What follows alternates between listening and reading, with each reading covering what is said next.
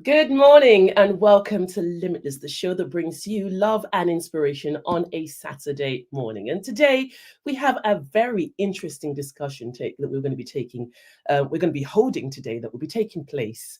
And of course, we're supposed to have a couple of other members who will be joining us later on. But first, we will be discussing with Lawrence Johnson. Now, Lawrence Johnson is a well-versed mentor and creative director with extensive experience spanning 40 years in the music industry. His foundation comes from one of the most disciplined and inspirational musical genre, which is gospel music. Of course, his journey began as one of the co-founders of the new world-renowned London Community Gospel Choir, often known as LCGC, along with members like John Francis, Delroy Powell, and Bazil Meade, who is widely considered as the godfather of British gospel. Sensing a call to move in a new direction in his musical journey out of LCGC, New Colours was birthed. Now, a lot of people know New Colours. For many, many years, they had a lot of success, and music that they churned out was quality. What hit the UK gospel scene was a fresh new vocal group and a new look and a new sound and a new direction for music within that genre, with an infused R&B gospel group who were signed to Universal Records. They brought vibrancy, they brought freshness to the scene. So without further ado, I'll let him continue this story himself. Let me introduce Lawrence Johnson. Welcome, welcome, welcome to the show. Hi, Maria. Can you be my PR person? I think I've just started, right? It would be a pleasure, but we'll see how life takes us. So tell me about your journey, because of course today we're going to be talking about the gospel music industry. We're going to talk about the gospel industry in itself and how Christianity fits within the media industry. But what I really want to know first is your beginning. Where did you start as far as Christianity is concerned? Your call to the Lord and your call to music and the media. Well, I think I've been doing this for about 40 years. I was around about the age of 8. My parents started a gospel choir, junior choir. Yeah. There's about 50 children in the choir, and I was one of the members. And also under the leadership of Bazil. I saw Bazil as my older brother. He was a guy that was playing organ, the piano, and singing and doing all the things. And so he kind of took me under his wings over those periods of time, and just started working the junior choir. I didn't really have a relationship with God. I just felt like I was very talented, and that was it. I didn't really link that with my faith. I'm young. I'm 10 years old. I want to play football. I want to do all the obvious things every young person wants to do. Yeah. Chat to girls and do all the things that you just do as a kid. You're a kid. And but by the time I got to around about 16, I kind of realised that this wasn't just a talent, but it was a gift. Yes. And I remember when I have a daughter now, and I remember she was 3. She gave me this picture when she was about 3. She's now 27. The picture was rubbish. It was a terrible picture. But the reason I kept it is because it's a gift. And so the importance of understanding, people saying, "Oh, she's really talented," I kind of go the other way. I want to go, it's a gift, because when God gives you something, he gives you the best. It's how you use it and how you work on it. So that's kind of where I came from. And then obviously being with Rev or Bazil, we started the choir together. So during that period of time, it's just very much of a growing period, finding me and finding what God wanted me to do. It's taken a while, but I've enjoyed the journey of doing this music and having different genres of people I've met over the period of time to learn stuff. You're always learning things, and that's something that I still treasure to this day, that I'm still able to learn from anybody.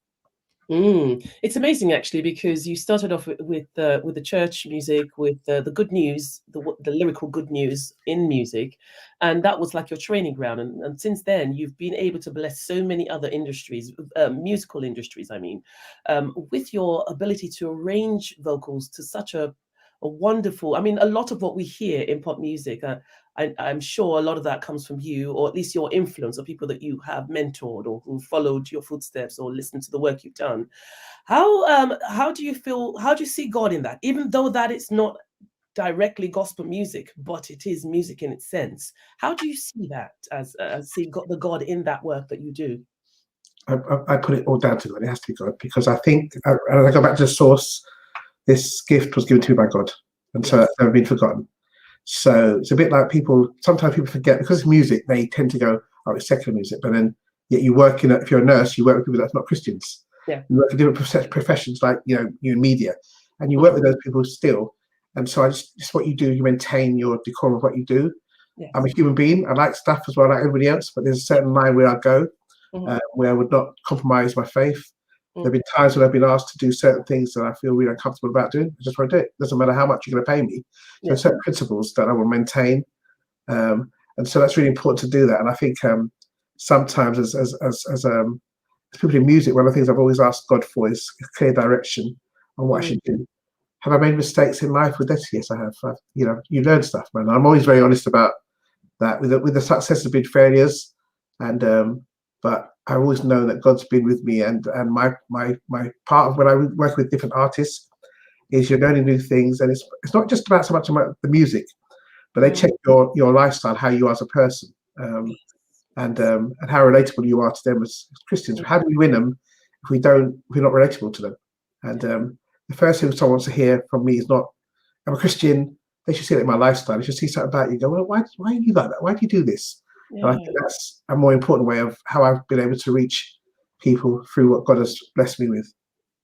Yes, exactly. I think, there all the sayings out there, such as, it's not what you say, it's what you do. It's how you live your life. It's how you let your light shine. It's how you proclaim Jesus, the Christ in you. Because when we look at it, Christianity is not a label that that Jesus actually gave. These words didn't exist in his time.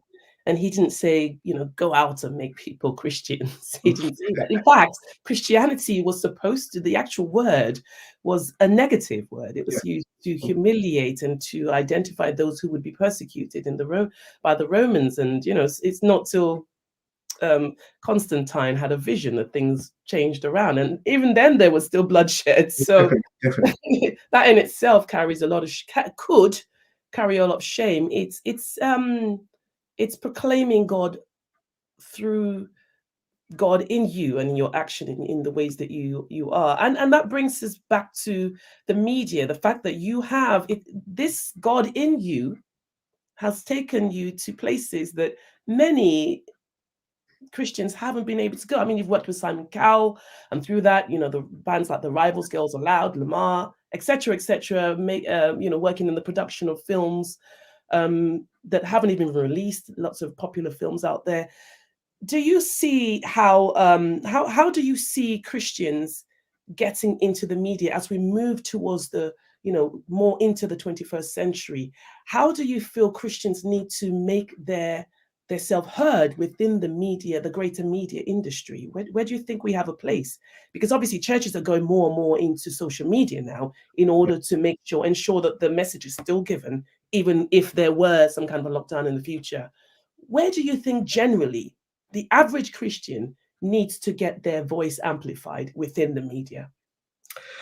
I think obviously I mentioned about the fact that there is a place for what we do, because I think it's really important as well. Not everybody is are open to that kind of. That's not what God wants them to do. There are still people that's very important. The church, I think sometimes the church and those who do mainstream stuff within ministry have clashed too often. And I think it should be seen as very much we need that, because if someone does come to know the Lord through what we do, the first place we're going to have to send them back to is church.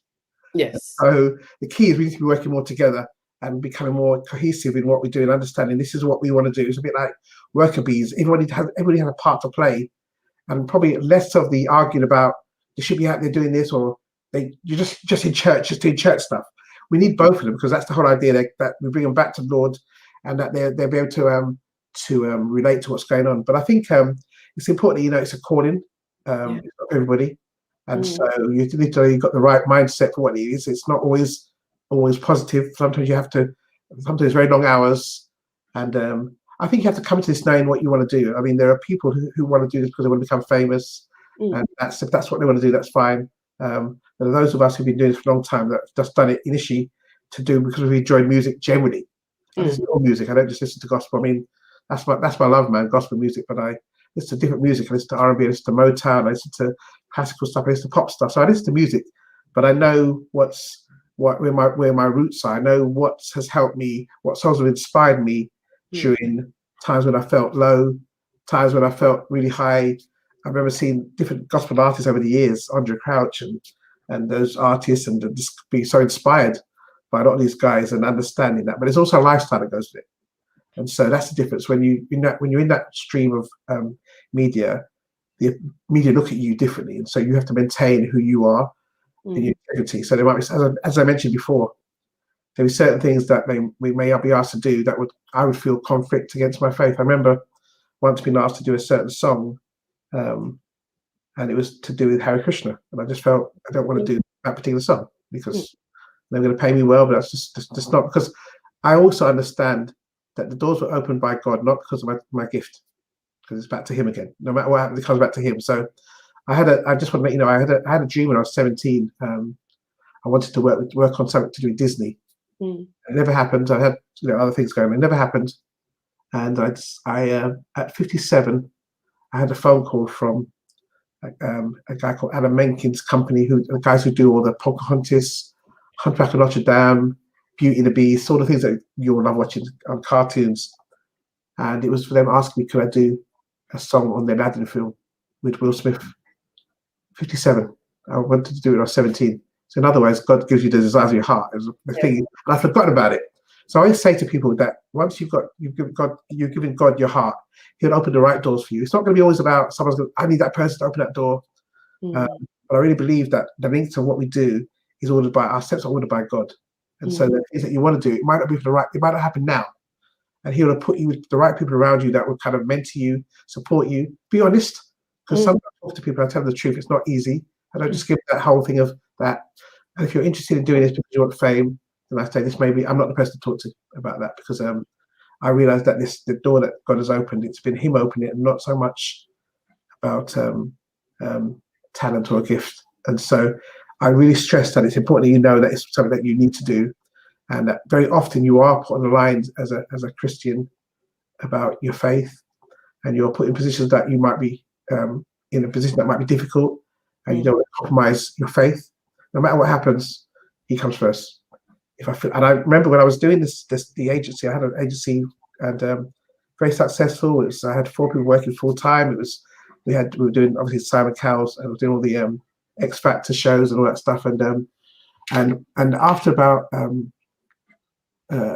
8 or 9 years doing that, I came to New Wine Church, and God told me to pack it all up. I was like, oh my gosh, I mean, I've been working with all these fantastic people, Tina Turner, all these artists, but what was happening now, I went to the other extreme. Now I wasn't going to church on Sundays now, because when the record company called and says, can you do this? I go, yeah, of course. Thinking, if I don't do it, I'm going to lose that job. But not really realizing that actually the doors are open by God anyway. Yeah. It took me a while to understand that. So when I first came to New Wine Church, for the first 10 years, or for the first 8 years, I stopped doing secular stuff. I just stopped doing it because I felt I need to honor God. And I remember used to get calls from record companies often saying, will you do this? And I go, no, I'm not doing anything more for now. And it was God just saying to me, I need to be focused on me. And I spent time just focusing on the church here. And within that period, about 8 years into this, I got a phone call, and I felt I was in the right place this time. I had a phone call from a record company executive saying, will you do this session? And I said, I asked who it's for. And he said the person's name. It's a well-known artist. And I said, okay, I'm ready now.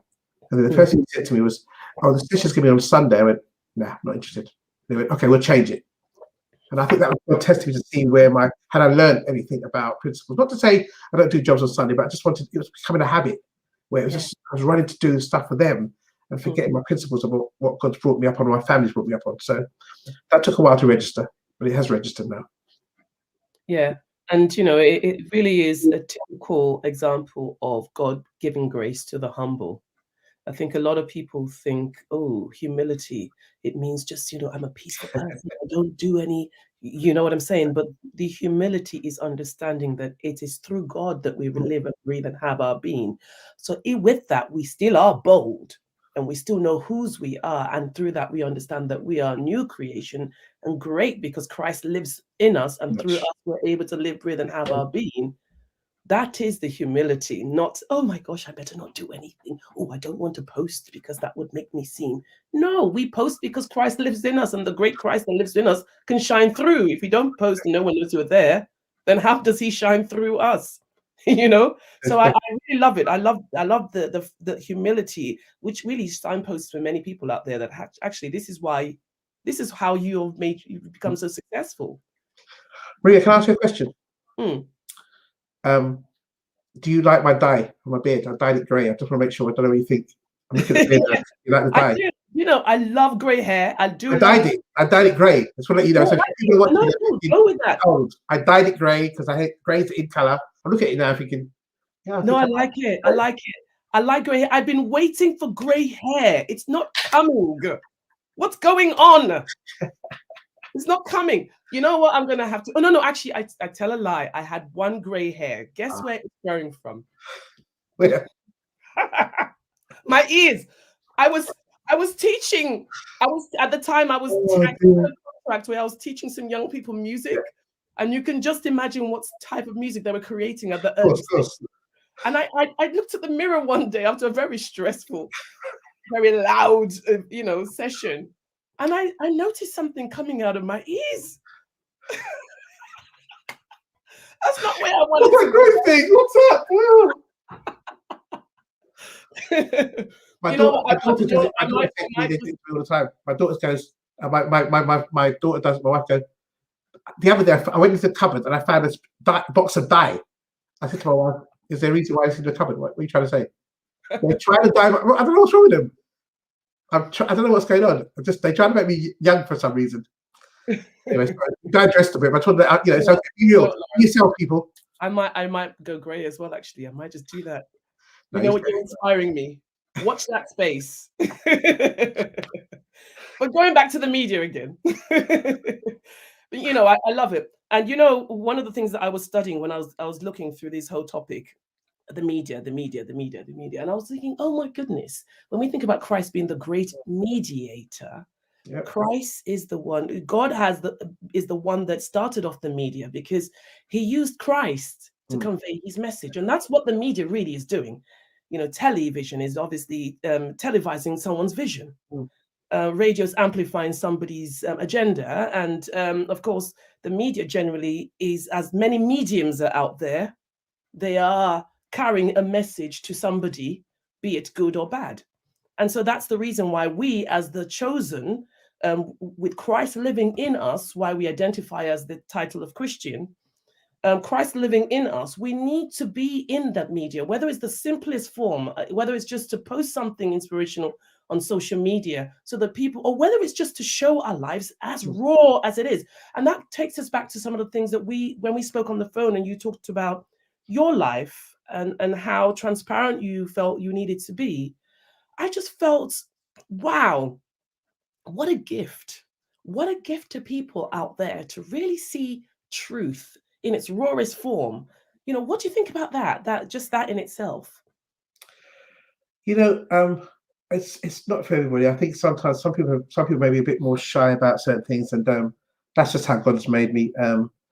I've been through some stuff over the last 10 years where I just feel God has had to direct me a certain way, and I wasn't hearing certain things. I remember over the years, I'll just briefly share. I've been separated from my wife and divorced, and God brought us back together. And during that process, one of the things that God did share to me, that I must share this with people because it's going to help somebody. Am I embarrassed by it? Yes, I am, because who wants to be seen in that light? But I also understand that God gave me the chance. God brought me back, and so I need to do this because I don't want anyone to go through and make mistakes that I made. And honesty has been an important part. It's not. Some people will still judge you, and that's fine. I'm not concerned of. There'll be some people who will understand and say, but I've probably taken it hard for myself, because if I'm with you, I'm always with you. I'm loyal. So that's one of my strengths. But it just felt like and someone mentioned to me, do you think the devil came in? I said, well, yeah, the devil came in because I let him in. Sometimes you got to take responsibility about certain things. And it's been amazing. I got back separated. I was married for 20 years, and I got We were separated for 10 years and I divorced for 3-4 years. And then last year we got back together 2020 and got married got married October 2020 and back together and back with my family, and I could see God's doors open again the same way. And it was based on the source of being with my family. And that's one of the things I think, especially as a community, is an important part, is family. It's not for everybody. Some situations are different because obviously if people go through abuse or disrespect or something, that's different for them. But for me, there was none of that thing. I just got blindsided, and there was no person at all. I got blindsided and just lost contact with God. And I'm back in that fold, and He's opened those doors again, and He's just saying, "It's my son. He stayed with me. He didn't leave me. He stayed with me." And it was a tough period, but I'm coming through it, man. Yeah, well, it just goes to show that it's living proof that actually everybody goes through times in their life where they fall through the snares and the traps of the enemy. It doesn't mean that they are less. It doesn't mean that they're less than, and it doesn't mean that God has not anointed them to do great things. We see in the Bible, it says in James chapter 5, verse 17, it says Elijah was a human being like us, who was subject to similar passions as well. But yet he prayed that it would not rain, and it didn't. So it just goes to show that everybody goes through that. And as soon as we can be real, it gives other people the license to come into their own, if you know what I mean, because they're thinking, you know what, and that's what I feel that's what Christ loves. I believe that's what Christ was all about, and that's why when we look into his lineage, we see imperfect people. And the thing is, you have to understand that we have, as Christians, we have to go through certain things. And when I hear somebody going, "Oh, everything's perfect," I worry. Yeah. Because sometimes God allows certain things to happen for a reason. Yeah. So it builds character. You're able to build trust. If I would say now, I feel close to God in all my times. I've even grown as a kid and grown as a Christian. That I feel closer now. It's taken that step to make that awareness that even though I'd gone, he didn't go. He was there consistently doing stuff. But if you hear the story, it's a quite intense story. But he kept me there. The people prayed for me behind the scenes, praying that I'll come back. I did all the right things. I carried on paying the mortgage and doing all the right things by my family and stuff. But I just got blindsided by the enemy. And so I say to guys, don't take this thing lightly. Just presume you can go and do it in man's strength. You need God's spirit around you. And thank God there are people praying. And now I'm back home with 3 women, as in my wife, my 2 girls, and I'm getting bullied hard. I think I a story. I think I shared with you. I was at home and I said to I heard my girls talking about moving a chair. Like, well, let's put the sofa over there. And for some reason, I don't know why I decided. I said, guys, why don't you think I should? Why don't we put it over there? And the look they gave me was like, why are you talking? Why get involved? You do music, yes? You come in here, you be dad, you be husband. I went, okay. But I'm so glad I'm back, and I'm so glad I'm back with my posse, man. So I just honor God for that, and I just promised him, whatever I can do in the ministry, if someone needs help, I'm coming. I'm going to come because he's done it for me. So that's such an important thing for me. It's amazing how people move on and grow. Most definitely. The young girls that you left, they're now moving with their own mind and their own call-outs, their own territory as well. Most definitely. It's amazing. But as I said, it's just showing that transparency is beautiful. And of course, we look at churches out there as well as the ones who have successfully diversified and now include the media and include, that as an option so that people can actually still stay connected. What about the ones that are not able to, the ones that don't have the means, maybe financially or just technically? How do you think we as a body can help them? And, what could we do? Because often charity that a lot of churches give out usually are not to each other, like meaning the church isn't always supporting each other. They're supporting other charities. But sometimes that is what do you think about that as being an actual need that we as Christians can support? I think it's an important thing. I think, I know even here at my church where we have people coming here all the time to ask questions about stuff, whether it's to do with media. We have a good media team here. They may come and talk to people here. They may come and talk to us, come and see me. I remember different people, pastors who now got went on to establish, came and spoke to our our founder pastor, Pastor Tayo, Mm. to just talk about ideas. And I think it's important that we, as Christians who've been in the business enough, share this. And I don't know what you mean share it. How much am I getting for this? Share what's going on, because there is some stuff that God gave you, man, and He didn't give it to you to just stay on it. And sometimes I think that's part of the issue for me. So if someone comes to me and they say, "Look, can you come and have a talk to us about something?" and I can do it, I'll try and fit it in. And I'm not saying there's something I know they're our business, but other stuff I think we mustn't forget that us who have been in this while for establishing is to pass on that knowledge and to be able to express that there are things that you can do in media that will help you. There may be contacts that you may know. I get people calling me small churches. A church called me recently, like, can I come and work with their teams? About 4 people, and I think they're on their ages. They're all 40 years old. They've been singing for a long time, so they haven't really sang in harmonies. It's just do their thing. It's just they love God, and it's a sound. And what I've done was that because I was able to make it, I've got one of my friends to go there and just start working with them. Yeah. Let's make the best they can do, and that's, I think, is part of what we're supposed to do. Is those who've been established for a while is to start helping some of the smaller churches. And they're not feeling, also smaller churches not feeling they can't come to a church more established. This is one thing, man. This is, we're just one body. And I say this to people often. I mean, that when we go to the heaven and some of those, you're going to see people that you didn't think should be there. They're going to be there. Yeah. So we need to be much more on one page and understanding. Don't judge someone because I don't like that person's voice, or I don't like. That's not your job to do that. Yes. Matthew 7's first one says, "Judge not, that you be not judged." Mm-hmm. That's it. Done. So we do have a very judgmental perception. I think it's important that those of us who are in media and industry try and help those people to go on, because someone spent time in helping me. Yeah. So the old man Bazil, he called me. He pulled me aside as a young age. So for me, that's never been forgotten. And so when I see people, if I can help them, I talk to many artists and just share them. And I don't tell them this is what I've done. Do it, because it might be different for you. I might say to you, the journey I took, I went right and I fell down a hole. Don't go that way. Well, what if you're supposed to go that way? The difference is now you have knowledge. You might go, I remember I spoke to Lawrence and there was a hole there. Let me go around the hole. So it's important that you maintain your focus on what God wants you to do. Because sometimes I think this whole thing about mentorship, we tell you, don't do this, don't do this, don't do this. But maybe that's where your success is based on. So it's important that you stay in tune with what God wants you to do, and that the people who are mentoring have a wider view than just based on what they've been through. So I think that's really important.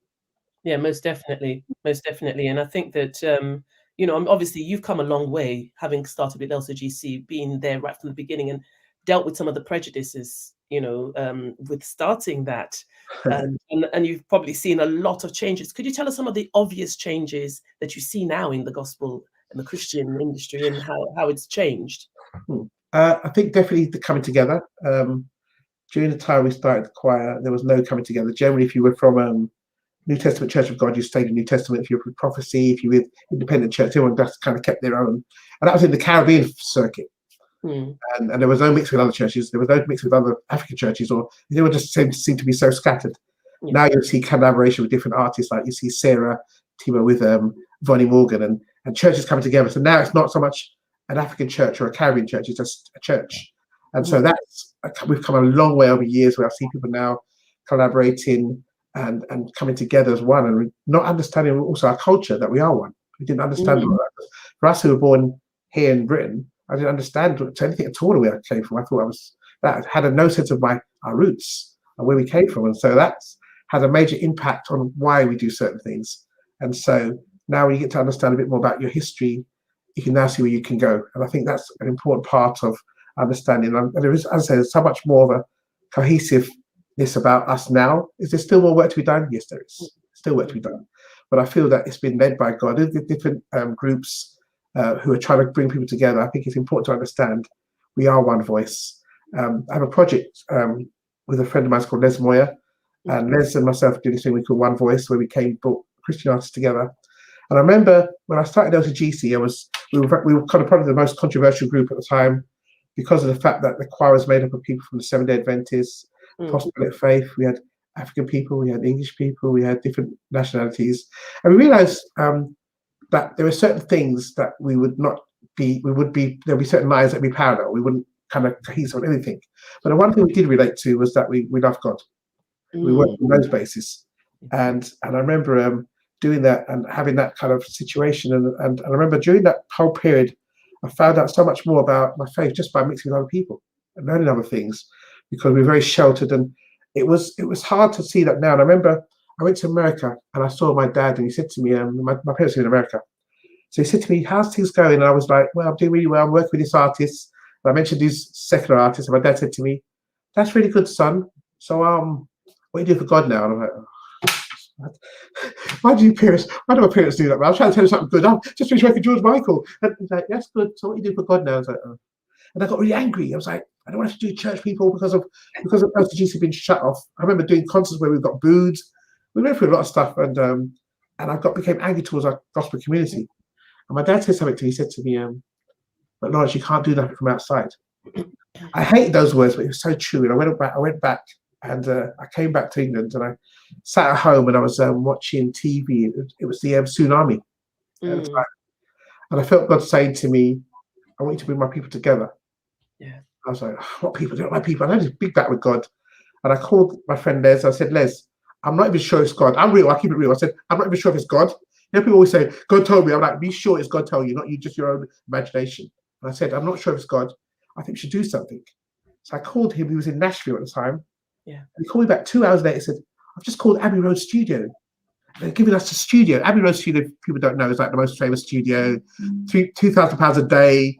Yeah. They're giving us the studio for free. I said, "Les, I was asking you what you think. He's got on the book, got the studio. They're giving us a studio for free." Within that short period of time, I think that was when I knew God wanted to do it. So then I had to start calling all the gospel artists together, which I didn't really know because I felt really angry with them because they hadn't supported us. But I felt that was part of what my role was, that I had to come out, but the plan was to bring people back in. So that was my role, and I understood that. And for example, we all came together. It was about 400 people came together and recorded a song for Haiti. Yes. I remember we raised £60,000 for the village in Haiti. And then I kind of realized that was my calling. It wasn't so much about the group. My job was to be able to pull people together, different cultures together. Even if they came and said, "Let me see what he's doing," they're going to still come. Yeah. And so I realized that role. And I remember going home that night, recording that session, that song. And I went home that night. I sat at the table, and I remember the tears coming down my eyes. And I suddenly realized that's why I had to go through this. That's why I had to go through the place of not feeling part of what's going on, because God was taking me out, but power was to always bring me back in to make sure I'm there. So now I understand the purpose of where I'm going and what I'm supposed to do. That's wonderful. Absolutely wonderful, because there is an actual place in that. Common sense tells you that. Yeah. But if we're stuck in a certain doctrine and dogma and mindset, it's very difficult to see outside. And I think that must have been the experience you were having with LCGC, where people didn't look out of the box to look at the gospel, interpret the gospel in its reality. How does it work with the modern world? And it's still living in the back way of thinking and thinking, well, that doesn't fall into what the Bible says. But the Bible has a set of rules for amplification. And you use those rules and find out how things been amplified nowadays. Yes, definitely. What's the system now? How do we amalgamate the two together so it's tangible for the now, but still keeping the purity of Christ? You know, no one can purify Christ's word because it does it for itself. But what we can do is look at what the media is now and what the ways are now, and we bring that to this is the vehicle, but that is the truth. Definitely. You know, and looking at now, I do hear sometimes with churches who still have similar attitude. I think they do it with ignorance. They don't seem to realize actually that you're still doing the same old-fashioned thing where you're saying, well, you know, and this came to me when I read a book by Benedict Anderson, Imagine Communities, looking at how pacts, you know, grouping, gangs, formality, you know. Yeah. Now, you could never say that to a church. Come on. But you see it even within the church bodies where you have groups. The choirs different from the ushers, different from the leadership. You know, everyone has their own sort of grouping. And sometimes I'm trying to understand why some churches now do still say, well, you know, don't go and get involved in what this other church is doing, trying to keep the members. So you find that, you know, where you said, oh, not because you like the person's voice or not like the way the person sings. It's sometimes now it's not even just whether you like the voice or not. It's because they're not part of your pack. Yes, that's right. They're not in your church. You're not going to listen to what they've got to say. You're not going to click on what they're going to say, but you forget that they're still carrying, run by Christ. They're still carrying that. They're still on your side. Definitely. not supporting. And I think that's such an important point, Maria, because I think God is a God of diversity.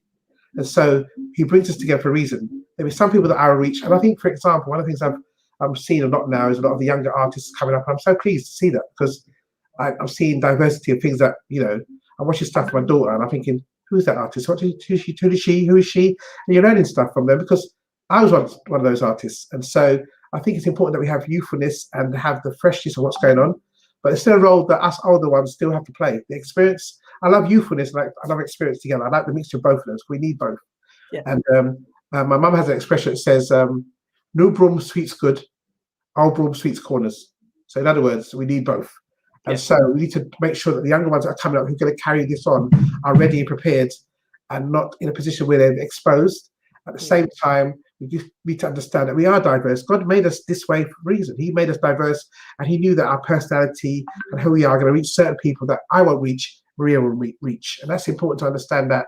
And hopefully that church mentality will start going down. I think it's improved, but it's still a lot of that to be done. And I believe that God's going to put people in the right place to make those changes. Yeah. So when somebody on the outside, as you say, shining the light, that you see there's something different, and you're thinking, oh, why is it that this person drops certain words? This is back to this community thing. Speaking the same language, the same phrases, the same mindset. I recognize something in you that I saw in the other person, that I also admired their ways. What is it? I bet you they're a Christian. So true. They're a Christian. And then as you talk a little bit more, you start recognizing something in you, something in you that they see in the next person they're going to see. And there is that beautiful unity, irrespective of the fact that I don't know your name, you don't know my name, but the fact that we speak the same language because the same fire burns in our heart. Yeah.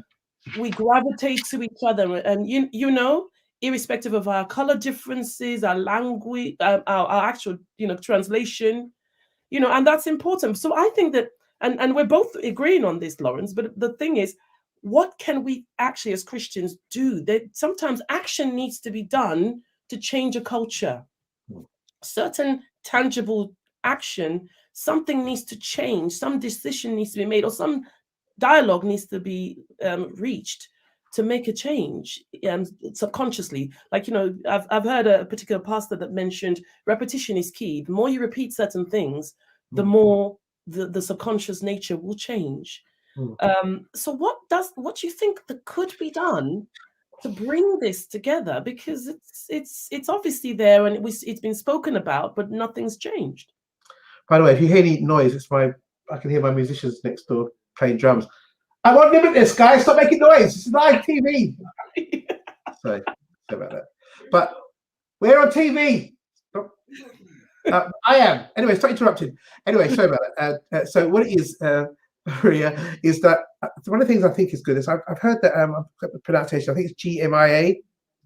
We need more of that stuff happening, where groups of people come together and start looking at how we can represent. Because at the moment we're all doing our little thing. Until we come together, maybe even if it's an organisation that will come together where we can actually to share experiences and not just thinking about London. What about what's going on up north? What's going on in the Midlands? What's going on in Bristol and the West Side, and get us together. Our community is not massive, but it can have such an impact. And I feel that we need to have some sort of setup. And I think that company is a great example. It's going to take a while, because a part of the problems we've had has been there for years. To get that people to trust again and get into a place where you can trust people, that they say something, it's not done for an alternative motive. One of the things I remember when I started with LCGC, I left LCGC, people would call me and say, look, hi, Lawrence, I want to use your choir. And because obviously everyone knew I was associated with LCGC, I said, well, hold on, do you want to talk to LCGC or do you want me? And they went, yeah, LCGC. I goes, okay, here's Bazil's number. Now, that's how I'm brought up. I could have taken a job. And then there'll be times when they've called Bazil, asking for me because of the association, but Bazil goes, no, LJ does his own stuff here. Here's his number. We're always doing stuff. We're trying to get a little thing in there and trying to get in front. And I always believe that's the reason why we've been blessed, because of the integrity that we need to maintain. But we need to find some sort of organisation, which I think is start like the GMIA, who are looking at these coming together. But we have to have faith and trust, because the issues are issues that some of us have caused because we weren't as organised. And some of us have had impact, but I feel that until we all come together, not just the organisation, the artists, but also the churches, Mm. Church is still a very important factor. If you're doing something, a church is behind you. There's nothing more important. Your church is with you, but you find that maybe the church is not for the artist that they got there, or they want to have more of a say in what the artist is doing. And I feel like my role, even when I have people like there's an artist called Tammy T and Jimmy who come to my church, and my role is to support them, not to don't do it that way, don't do this, have you told this? And I say, make sure your pastor knows what you're doing. I think it's important. I think it's important to have that connection, but you have to also understand as leaders, pastors, let your flock go, let them do their stuff, what they're doing. That's what God wants to do. It's not so much about being in your church, but it's about winning souls. And if they can go out and get 1,000 people, that's 1,000 people more for the kingdom. And I think we've forgotten that. We've got more of our personal agendas about when our size of our church to be this large, rather than people's being connected. I remember an instance where I was singing at a concert with my band New Colours. And we was in a venue, and it was a really terrible venue. The place was terrible. And at the end of each concert, I give a word, like I might just do a word for about 5 minutes or something. And I remember the venue was terrible, and I just gave a word. It was really fake. I wasn't really in the right place. I was about 23. I was just going through the motions, God loves you, blah, blah, blah, blah, blah. And I did it. And I remember at the end of the concert, I was so excited because now we're going to go to our proper venue. And the venue the next day is going to be better. And this woman came up to me and said to me, oh, by the way, it was in Sweden. She said to me, I just want to say thank you for your words, sir, because I planned to commit suicide tonight. And I was shocked. I planned to commit suicide, and your word helped me. Oh, wow. Fakeness. God still was able to help someone. And I promised from now on, whenever I go on that stage, or you don't know what people go through, when you're ministering, when you're doing your stuff, you haven't got a clue what people are going through. How many times have you been the one sitting at home or in church going, I'm struggling with this, and no one's there? So our worth as ministers who are ministering, singing, preaching, dancing, whatever you do in the arts is such an important thing to understand what it is. There are people's lives at stage. And the fact that she said that to me, I felt so embarrassed. I remember going back to my hotel and crying like a baby, like, God forgive me. And I promised again, if I go on that stage, whatever, 5 minutes, 3 minutes, I'm going to give him all I've got. So I think it's important to have that kind of integrity and also understand what you are doing. You talk about ministry, but you actually talk about, I want to be more famous. I find that difficult to deal with. Yes, I know it can be construed and confusing, when you think about the fact that when you bring a married couple together, where, what God has put together, no one puts asunder. Was the two come together, you find that children grow in a wholesome environment and they flourish, and everybody, all psychologists have looked at this. It is a fact. So I'm not making things up or trying to twist things around. We already know that psychologically, statistically, socially, the children are more rounded. And so that's why God even said it. Where is it? In Genesis 11:6. He even looked at the Tower of Babylon, and he in a disgusted way, of course. And he says, I can see when human beings come together, when man comes together, when they unify, there is nothing that they cannot do. That's so true. we have to look at it from that perspective that, even he's teaching us something. God is teaching us that when we come together in his name, he is there. When we come together, he is there. He's able to work in unity. Unity is the way forward. But people ignore that because I think in the midst of it, yet again, another trap, another, hurdle called vanity comes in, where time is wasted on trying to establish oneself and develop oneself, and which goes back to the very first thing you said. And I said, God gives grace to the humble, because the humble will look at and say, it's not me. It's Christ that lives in me. So I do it because of Christ, not because of myself. And then he lifts us up. And there's no limit to where we go with that, because he's a limitless God. But, going back again to the media now, okay, right now, I one of the things that has really pressed in my mind is how do we actually, what do we do now to bring the churches actually together? Is it that we need to organize more events where the churches come together and it's led by the industry, the media people? Because and the reason why that came to my mind is because as I look more into the media, and I see the people who have the monopoly within the media, the bigger companies, it narrows its way down to only 6 different organizations that own the smaller organizations, and then own the smaller organizations and own the telecommunications industry, the broadcasters, the television, the news feeders, the information that gives news to the news broadcasters. That's why sometimes when you hear news, it sounds like a script, because they're reading from the news providers. And it's all, when you look at who owns these companies and who owns the companies that own them, it boils down to only 6 different organizations. I think it's 5 now, which means there are 6 CEOs telling us what we watch, what we hear, what we believe, what, So when if let's just look at a vision in itself, television. There's 6 people's vision that controls our vision. Wow, it's pretty powerful, actually. There's 6 people's vision. And who knows who those 6 people are answering to? So when we come back again to the Christian world, we need to come back together. We need to come back together again so that we can speak as one people through Christ. And he can dwell through an amplified Christian voice. Divided, we fall. Definitely. Well, I mean, Abraham Lincoln is even quoting what Jesus has said. A house divided cannot stand. That's definitely. Cannot stand. So these are still true words. Take it. Look at how it works with today's situation and what we're seeing here, and understand that actually we need to come together and speak as one. We need to come together in one voice and find solutions for how we can now, with what we have, infiltrate. Because as you said, everyone's called to different areas, whether it's being in front of the camera, whether it's just posting this, whether it's reposting somebody else's, irrespective if they're in your denomination, your church, or your branch. And it's, so what do you think we can do? I've talked a lot. I think. You've said it all. You've really kind of illustrated how difficult it is. But I still believe that it has to be a situation that comes from somewhere source. I really think when I talked about things of us coming together, setting up organisations that can really look into this. The thing about organisations like this, you want the diversity. You want the fact that me and you might clash on a particular area, but that's what you want, because in one organisation, you're going to be equivalent to somebody else in the audience who's outside thinking the same way as you.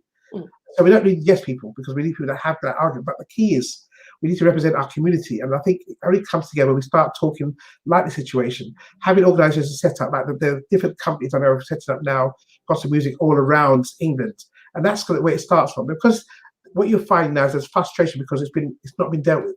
And so some of us, even us older ones who've been around, haven't really helped enough, I think, to use our experience. And so what's happening, young people now jumping on stuff and doing stuff. But what's happened, they haven't had the experience and knowledge. So what we need to do is come together and use our experience as well as what's new ideas. Because, I remember when I was growing up as a kid and my mum and dad were from Jamaica, they want to do certain Jamaican songs, and my whoop is and it's all reggae. And I was like, I don't really understand this stuff. But now I think to myself, now that I'm older, that the same young people think the same about me like I thought about my parents. And so we need to be able to come together and start finding these organizations that will at least start talking. We start talking. That's the first thing. I think the first thing is start talking and sharing how we feel about stuff, and so that we can have a different perspective of what it is, and also have God in the mix, and also have maybe key people who are key church leaders, our key church leaders, at least having some sort of representation there to start giving us an impact from a church perspective. But I do need us to come together. I think that's how it gets together. I don't know the answers to all of that, but I think we do need to come together as individual people that we know, not just in London. I stress, not just in London. What's going on up north? What's going on up in Birmingham? Maybe there's someone in the Midlands or who's got the answer to this situation, or within God's given them the answer. And I think that's got to come together and have us as one voice, one heart, one mind. Yeah, most definitely. That we come together on those kind of basis. I think that's where we start. We start by coming together and airing out stuff. It might be heated. It might take a while because these issues have not been dealt with before. So it's going to take some time. As long as we know that, but that's the way forward. I think it's happening in quite a few areas, and I think what you're finding now is it's a frustration because it's taken so long. Yes, it has. And even I think you have a lot of contacts, and you have this gift of bringing people together. And if anybody can give this kind of advice with authority, I think it's definitely you. Also looking at the factors we talked about before, with so many media companies out there that are giving us other visions and And even looking at the word through entertainment itself, I looked at broken down what enter, of course, what tain, and what meant meaning a stronghold. Okay. So basically, it's a way in which you enter in a stronghold and maintain a stronghold of ideologies. Now, ideologies within the human mind is a platform for demonic work to work around. If you do not have a platform of mindsets, temptation cannot work.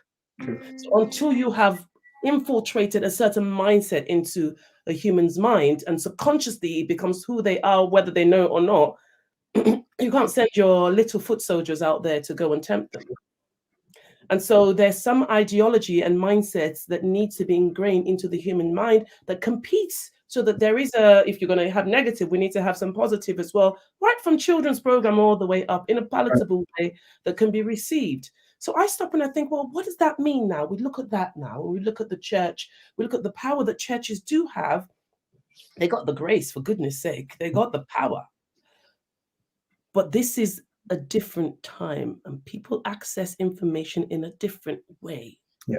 So therefore, should the church now be thinking of going into the media through making films, through making documentaries, perhaps, through finding out non-conventional ways that the church communicates through the music record companies, perhaps from the church? Definitely.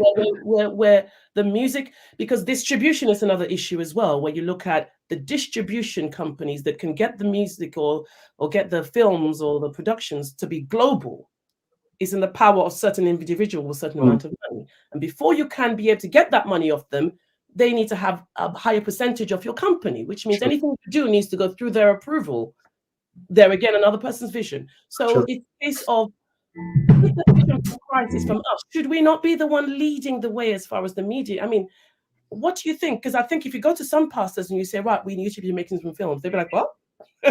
You're what? So we get this message out there that there's different times, different ways of different people communicate, diversify, so that we are in with the right communication vehicle to carry through this sacred, powerful message. Yeah, I think you're right. When you speak about it, you just highlight how difficult it's going to be. But I believe that it has to be God-led, without doubt. God can break any barrier. God can pull things together. When people don't see it, God can do it. So it has to be spiritually. It has to be God-led. I don't think it's about putting people together mindset. God has to drop something in people's spirits. And usually, when you talk to people, I feel the same as you. Then I talk to Vonnie Morgan, he feels the same. I speak to John Fisher, he feels the same. Then I talk to Called Out, and we have these kind of people that are in good positions now. And that's what we have to do, is start having a situation where God has dropped it. I think because this is not, there are people's lives at stake. And I think the lockdown has caused a lot of changes in people's thoughts. For example, most people didn't even have online stuff going on. Now everyone's now doing their Zoom stuff on church now because they've had to be forced. And I feel like that should have happened well before. In our church, we've been doing this for years before, so it wasn't something new for us. It was the same. But now we're looking at things, how can we get it of a better quality? How can it look better? How can it sound better? When you guys go on for church services, do you say, hi, welcome to our online visitors? All that stuff, so they feel connected, because now things have changed. You're finding now people, you go online now, there's probably 300 people in church and 600 people online. Are we going to say that may be the way how church is going now? I don't people talk about, oh, well, it's not church because you didn't go into the building anymore. But the fact is, that's changing now. People are now having church at home, and they're still doing the normal things that you would think with church tied in. They're still doing stuff, so they are committed.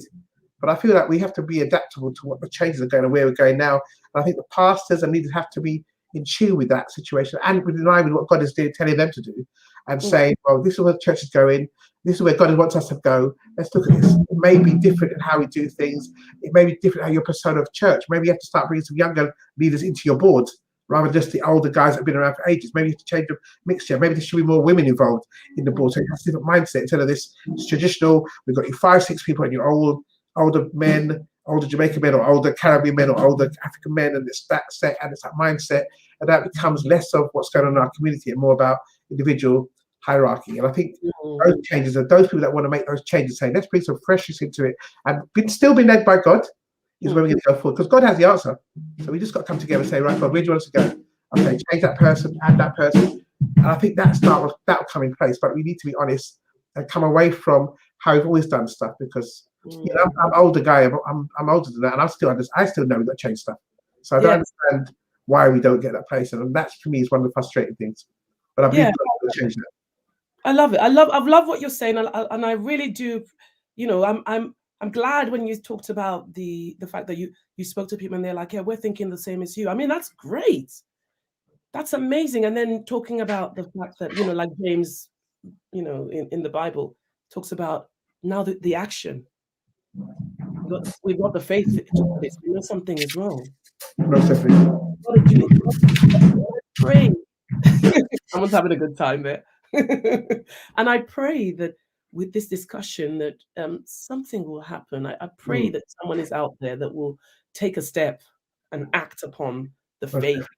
you know, and then because it's one thing with knowing and having faith in what God is doing something, but not have to be forced with another pandemic to do it. Yeah, But true. we don't need to be forced anymore. We are mature. Mm, There's a maturity. The church has matured throughout the ages. And even if some people aren't, there must be some that are. You are, most definitely. and so action is needed now, Most definitely. tangible action, so that there's something that's built, there's a foundation that's built, irrespective of what happens tomorrow, whether it be I'm just going to throw something in the air. Please don't, whether it be another pandemic, whether it be, ooh, you can't come out of your house if you don't take a vaccine, or oh, if you don't have a mark, you don't have any movement. There's a foundation already. That foundation was there before anything else came. Got to be done. Got to be done. And at the end of the day, I can only talk. I can only talk. I can only talk. I can act. There's a platform to discuss this stuff because we don't talk enough, and I think that's part of what's going on. I really feel that we need to just get stuff together, and hopefully God will drop in people's spirits about coming together and doing something. Anything to do with this, I'm very much in favour of, because I just want to make sure that we leave a legacy for the other generation coming up behind us, and so that we carry on this thing. But God has got a plan, and I believe that's the way forward. I know it sounds a bit dry and a bit obvious, but if He's with it, well, it'll happen. But we just have to have a mindset to understand this can't be our own agendas. It has to be God's agenda, and He'll know what's He wants to reach people. So He'll teach us the way to do it. We'll see Maria being successful. When Maria's been successful, we want to know what gave her those keys, and she can share that, and then we can get people. Because that's ultimately what we're supposed to be doing: is worshiping our God, and also winning people's lives and winning people for God. And that's the key thing. It's not about highlighting ourselves. If it can help to get people to come to know God, then that's fine. But I think it's important to understand our procedures that we need to be able to win people's and help people change their lives and have a following with Christ. So I think that's the most important thing. Yeah, and I'll add to that as well, based on what you said, and understanding what success really means. Is when we narrow it down, the success that many people identify as the meaning of success, it was never a Christ-related definition. It's a worldly definition. Going back again to the six people's vision, again, we said before, you don't blame people really, because they've grown up with certain companies and certain D productions, and so it's just the way that the mind has been trained, and understanding that now we understand why certain understanding of what is success for the Christian who believes in Christ and has allowed the kingdom to dwell within them. What is success? And I guess we're going to have to talk again. The next time we talk, I'm going to have myself grey as well. Why you just get your own gig? You don't copy my gig. This is my team. Why are you jumping on my little runnings? My kids are going like this. Dad.